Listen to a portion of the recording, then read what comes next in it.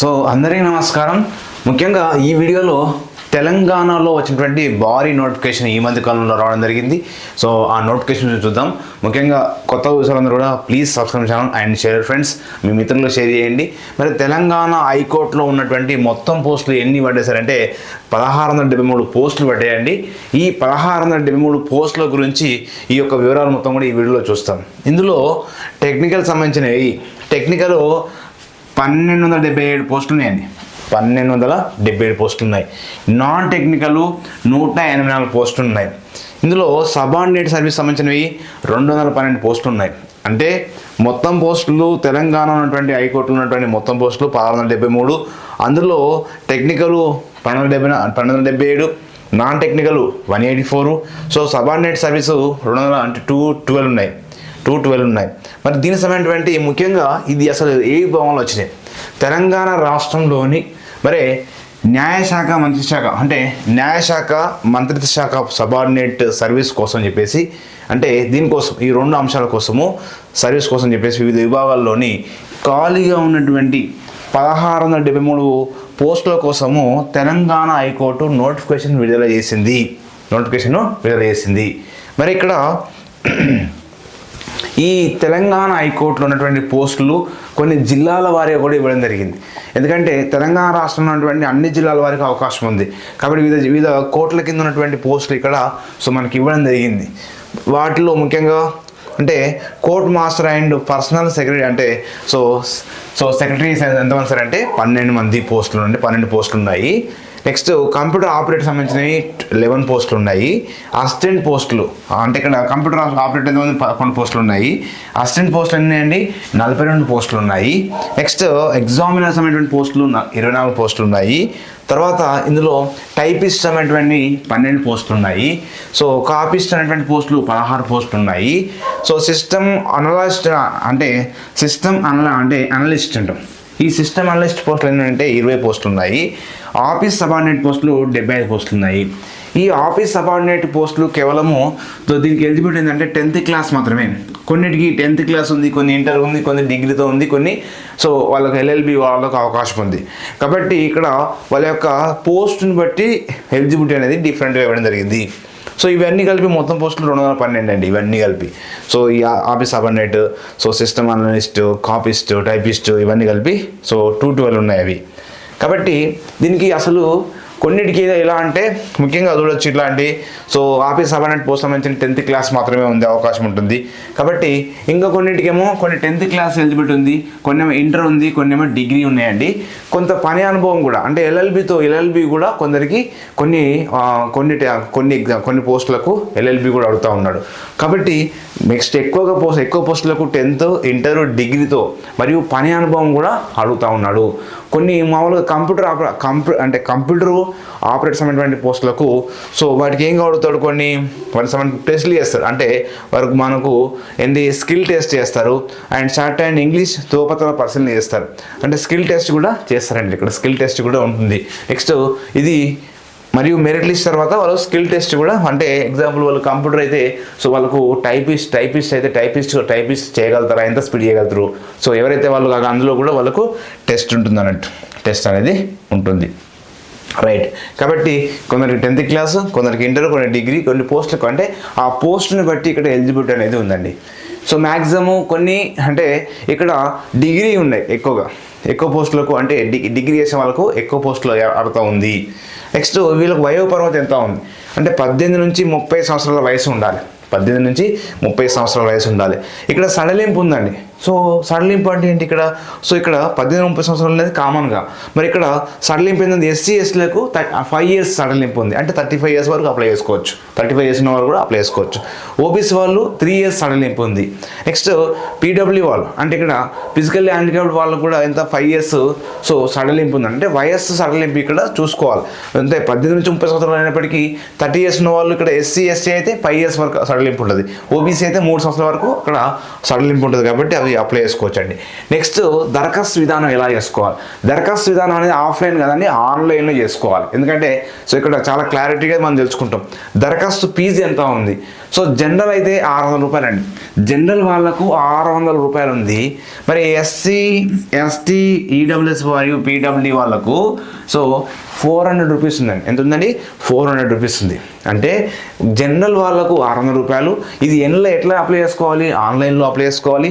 SC, ST, EWS మరియు PW వాళ్ళకు so 400 rupees మాత్రమే ఉంది. 400 రూపీస్ మాత్రమే ఉంది. మరి ఇక్కడ ఎంపిక ప్రక్రియ ఎలా ఉంటుంది? ఎంపిక ప్రక్రియ ఎలా ఉంటుందంటే కంప్యూటర్ ఆధారిత పరీక్ష. అంటే సో ఇక్కడ సో ఆన్లైన్ ఎగ్జామ్ అన్నట్టు, కంప్యూటర్ ఆధారిత పరీక్ష. సో మనకు కంప్యూటర్ మామూలుగా ఓపెన్ కాకుండా కంప్యూటర్ బేస్ చేసే ఎగ్జామ్ ఉంటుంది. అండ్ తర్వాత మెరిట్ లిస్ట్ ఇస్తారు. తర్వాత స్కిల్ టెస్ట్ ఉంటుంది. కొన్ని కంప్యూటర్ సంబంధించిన ఎగ్జామ్ అంటే కంప్యూటర్ ఇక్కడ టైపిస్ట్ పోస్టులు ఉన్నాయి కాబట్టి వాటికి స్కిల్ టెస్ట్ ఉంటుంది. వాటి తర్వాత షార్ట్ అండ్ ఇంగ్లీష్ దోపతల పరిశీలన చేస్తారు. ఆ తర్వాత వాళ్ళకు జాబ్ అనేది అలాట్మెంట్ చేస్తారు. కాబట్టి ఇవి మంచి అవకాశం. మన ఆన్లైన్లో దరఖాస్తు ప్రక్రియ ఎప్పటి నుంచి స్టార్ట్ అవుతుంది? సో జనవరి 8, 2025 నుంచి జనవరి 5, 2025 నుంచి అంటే జనవరి 8, 2025 నుంచి ఎప్పటి వరకు ఉంది చివరి తేదీ? సో 31 జనవరి 2025 వరకు చివరి తేదీ ఉందండి. మరి ఇక్కడ ఇవన్నీ అంటే ఈ జనవరి 31 వరకు లాస్ట్ డేట్ ఉంది. సో పరీక్ష తేదీ చూసినట్లయితే టెక్నికల్ పోస్టులు ఏమో ఏప్రిల్లో ఉంటాయండి, ఆన్లైన్లో ఎగ్జామ్ ఉంటుంది. నాన్ టెక్నికల్ పోస్టులు అయితేనేమో జూన్లో ఉంటుంది ఎగ్జామ్. ఎప్పుడు ఉంటుంది? జూన్లో ఉంటుంది. టెక్నికల్ పోస్టులకు ఏప్రిల్లో, నాన్ టెక్నికల్ పోస్టులకు జూన్లో ఉంటుంది. ఓకేనా? మరి ఇక్కడ దీన్ని మనము సో మనకు అఫీషియల్ నోటిఫికేషన్ కూడా మనం చూడొచ్చు. ఇది తెలంగాణ హైకోర్టు రిలీజ్ చేసినటువంటి అఫీషియల్ నోటిఫికేషన్ అండి. సో ఇక్కడ మనం అఫీషియల్ సంబంధించినటువంటి నోటిఫికేషన్ కూడా చూడొచ్చు.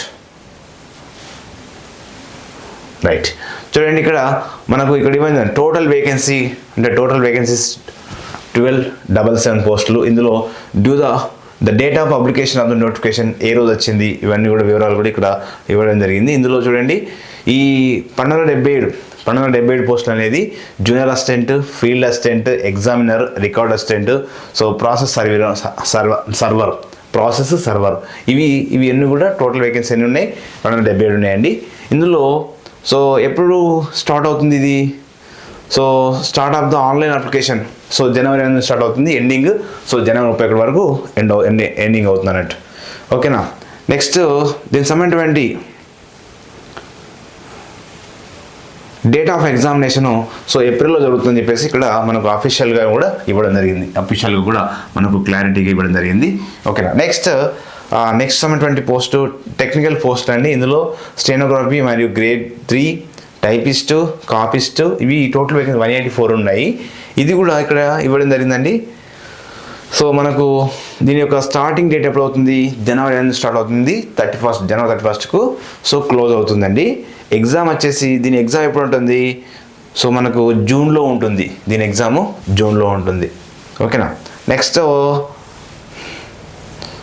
ఇక్కడ అండర్ డైరెక్ట్ రిక్రూట్మెంట్ సంబంధించినటువంటి ఇక్కడ మరొక పోస్టులు కోర్ట్ మాస్టరు మరియు computer operator, assistant, examiner, typist, copyist, system assistant and office subordinate పోస్టులు ఉన్నాయి. ఇందులో ఎన్ని ఉన్నాయి? 212 పోస్టులు ఉన్నాయి. 212 పోస్టులు ఉన్నాయి.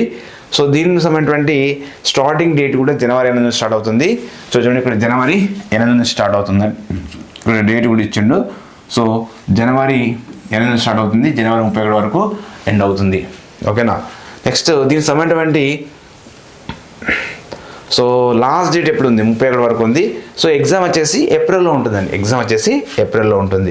ఏప్రిల్లో ఎగ్జామ్ ఉంటుంది. సో ఇవన్నీ ఏంటి సార్ అంటే మనం మొత్తము ఈ కోర్టులో వేసినటువంటి మొత్తం పోస్టుల వివరాలు అన్నట్టు ఇవన్నీ కూడా కోర్టులో వేసినటువంటి మొత్తం పోస్టుల వివరాలు. సో మనకు ఇక్కడ చూడొచ్చు మొత్తం పోస్టుల వివరాలు కూడా.